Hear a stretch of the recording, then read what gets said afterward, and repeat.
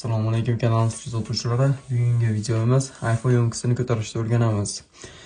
Masalan, siz nastroykangizda iPhone 10 77 turgan bo'lsa, meniki masalan shunaqa turibdi. Nastroykada 77, lekin men yerda 80 turibdi ko'rgan bo'lsanglar, kompyuterga solganda 80 turibdi. Shuni haqiqiy, ya'ni 80 ga ko'tarishni o'rganamiz.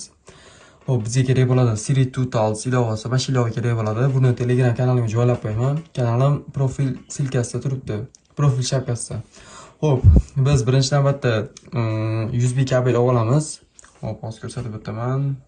Mana ko'rgan bo'lsanglar, mana shu USB kabel ulaymiz. Uni kompyuterga ulab olgandan so'ng keyin telefonga ulab olamiz. Ulab olgandan keyin xo'p, bizga internet ham kerak bo'ladi. Birinchi navbatda mana smart flashga o'tamiz. 4-da turganga, masalan, Liboy, mana 26.3, 26.1 proshka versiyani tanlab olamiz. Masalan, 26.3 tanlaydigan bo'lsangiz, mana загрузкani ezasiz, mana ketdi уже. Ko'rgan bo'lsanglar 0% boshlandi уже. Internetlarga qarab yuklanaveradi. Mana sekin yuklanyapti. Hozir ko'rsatib o'taman. Mana eng pastdagi mana yuklanyapti. Bunga qanchadir vaqt oladi, 20 minut atrofida yoki yarim soat, bu internetingizga bog'liq. Xo'p, buni yuklab olgandan so'ng mana bistro rejimda ezasizlar.